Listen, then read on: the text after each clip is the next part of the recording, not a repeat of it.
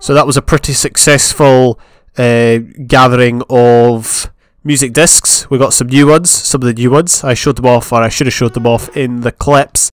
They're just in my village base at the moment. And a gas to spawned. That is brilliant. What we're going to do today, something I hinted at, was it last episode? We're going to go and try and open a nether, a path in the nether to the area that has mycelium, also known as a mushroom biome.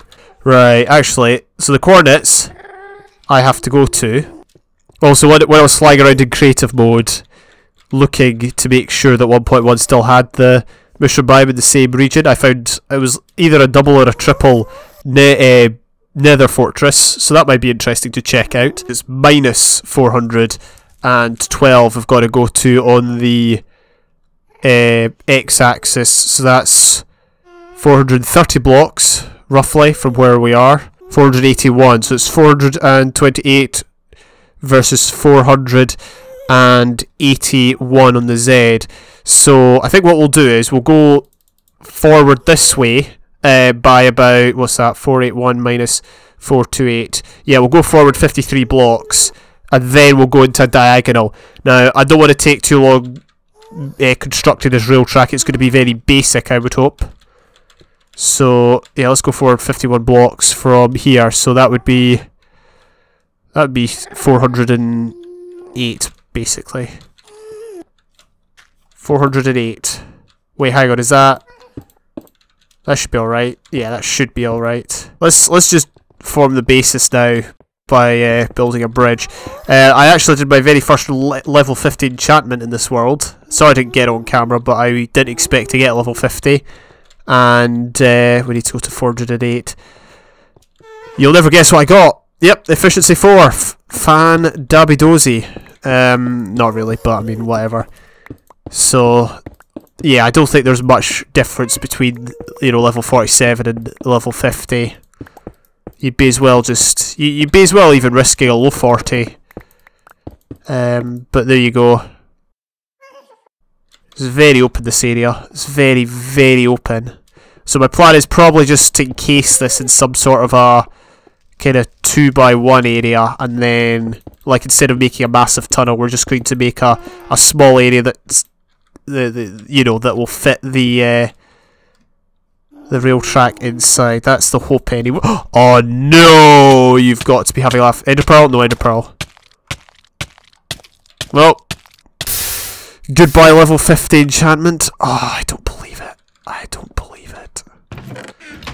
Oh my gosh, that is so annoying. And I had a fortune 3 on me as well. Why was I using a fortune 3? Anyway, at least I can give you a proper view of my music discs here. We've got 13, we've got mall, we've got chirp, we've got far, we've got blocks, and we've got cat. So obviously cat and 13 were the original ones that you could get for the vast majority of the game's life up to this point. But these ones here, mall to blocks, are the... they're the more recent ones. Oh, that's so annoying. So, I don't really have a favourite necessarily. The blue one, whatever that's called. Stall? No, I can't remember what the blue one's called, but that's a one that I like because I got it in a speed challenge where I had to get a music disc and play it in a jukebox. Brilliant. Good times. Okay, we're back at the scene of the crime. Please don't. No, do not. I can live with the fact that he never shot the glass. Yeah, I didn't bring anything except blocks this time. So, if we die, which is, let's be honest, very likely, we're hopefully not going to suffer too much. That's so weird. Well, I do understand. It's Minecraft. Things like this happen. Right, we need to go to what? 408. That's 406, 407, 408. And then we're going diagonally this way. And hopefully we miss out the chunks where there's ghasts frozen in time, because they do still exist. It's got to the point where I'm not going over there in the nether. Like, even if I have to build a portal, well actually, technically I do have to build a portal over there, because that's where my, either the stronghold is, or... oh no, you've got to be joking, you absolute moron. Yeah, basically there's reason for me to go over there, but I'm just not going over there because I think the fact there's gassed entities still floating there from beta days is kind of cool, kind of unique. Oh no, not again. I was right not to bring anything else. Okay, so clearly it's treacherous. Well, that's not good. Oh, flippin' heck.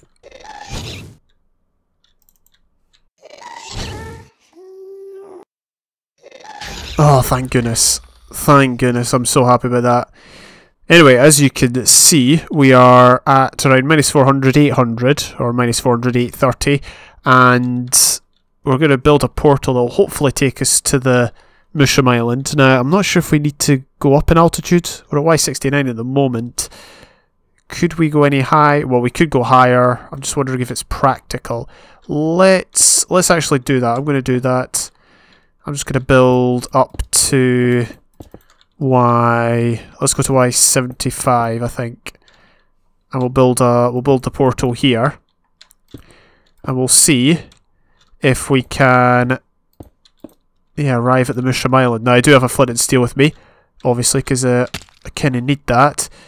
I also have my Silk Touch pickaxe, my only Silk Touch pickaxe left, because the main reason for this voyage, or journey, was to get my ceiling for the museum, and also to open a route here before the biome change in 1.2.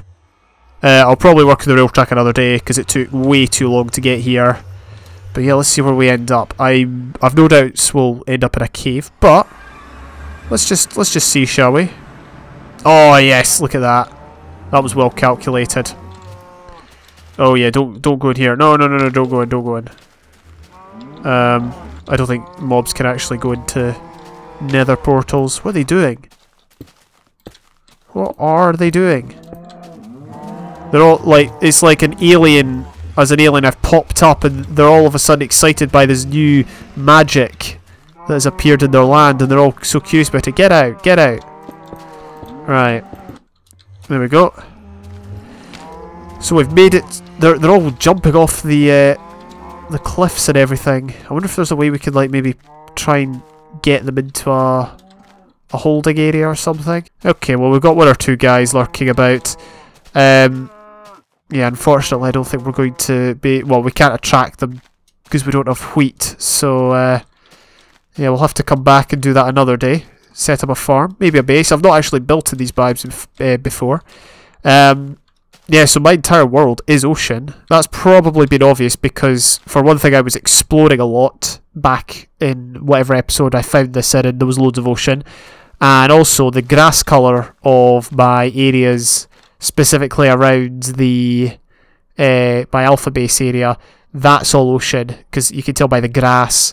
It's because, you know, the grass in oceans is kind of teal and all that. Oh, so yeah, that is the story with our world in 1.0, 1.1.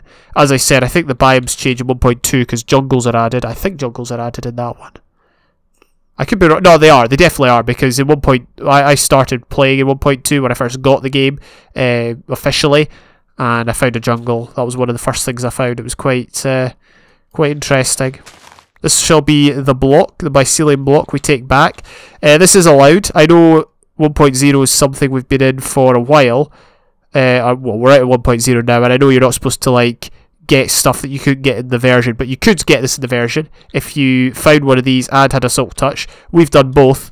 We've just taken our time in getting here. So yeah, I'll build a rail track here another day, and also the triple or double. It's at least a double nether fortress. We'll build a road to that at some point in future. As you can see, we've got a zombie that has spawned over there, which is kind of interesting. On two accounts. One, there's light close by, and two, mobs aren't technically supposed to spawn here. I'm guessing one of those... Oh, he's despawned. One of those blocks must count as a different biome then. Because as you can see, we're running around. There should be loads of mobs spawning here because of the vast amount of ocean, but this is the only peaceful, permanently peaceful area of Minecraft.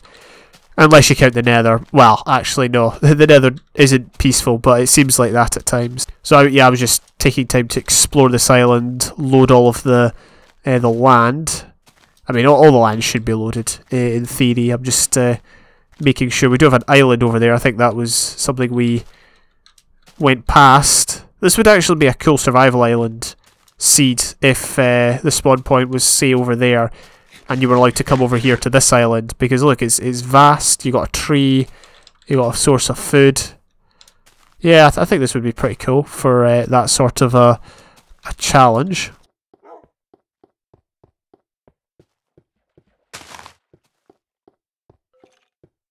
So I was able to place the mycelium in the patch museum, and now we are going to hopefully get a bit of a shell on this build. It's, well, something we've built a while ago, but I haven't really had the chance to work on it. As you can see, most of... Oh yeah, that makes sense. I was going to say, it doesn't make sense that most of the end rows are... or this row is entirely covered in the crop, but it does make sense because, like, this has 2 opportunities to grow, and it will technically grow every time. Oh dear, I wonder if that was a mob. We should probably fix that.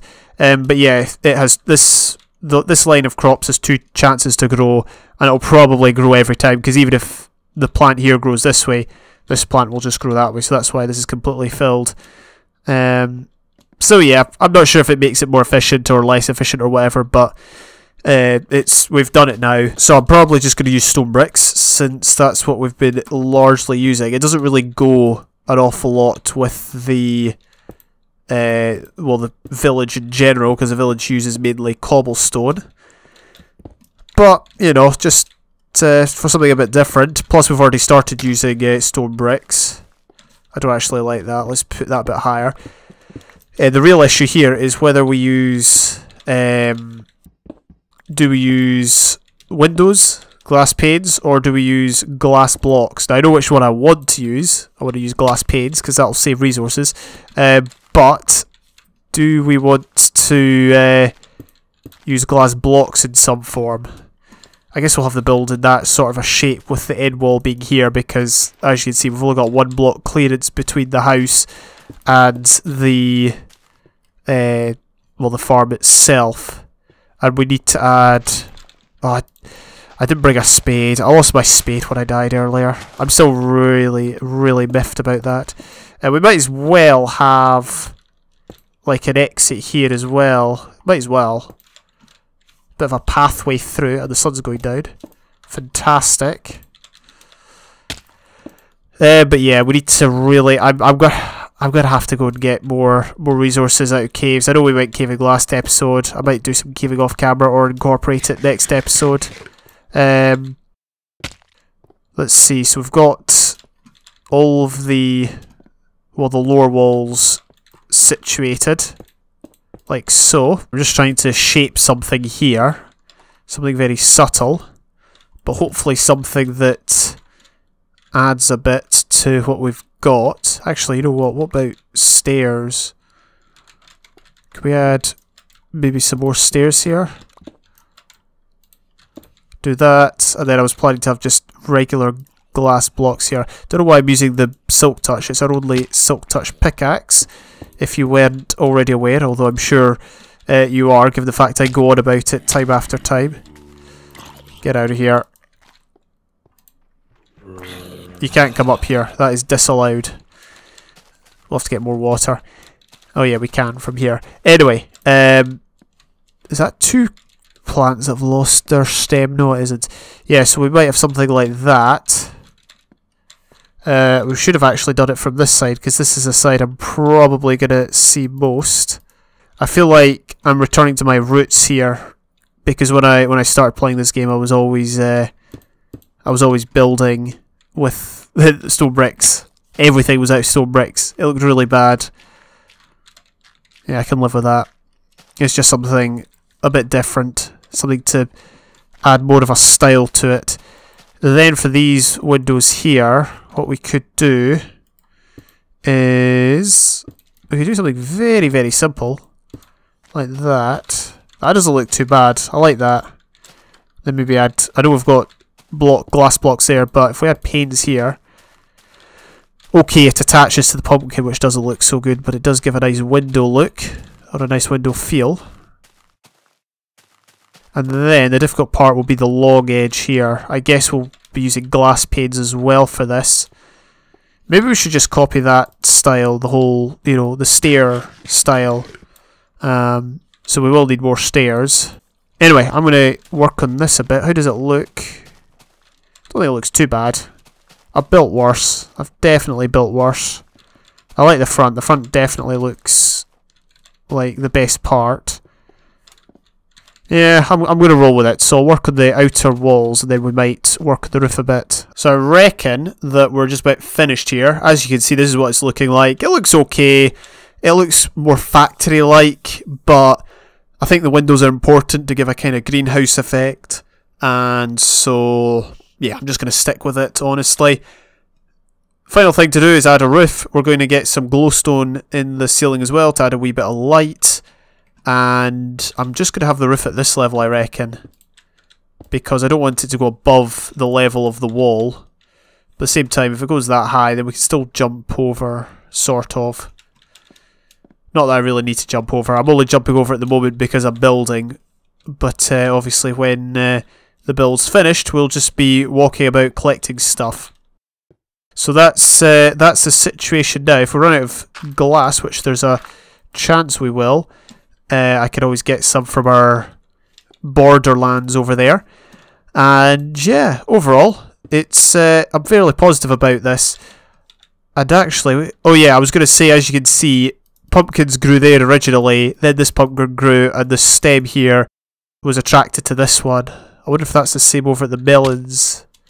Okay, no it isn't. It must be a directional thing. Stems must just automatically go in this direction, which is... west. So the pumpkin melon farm building is almost finished.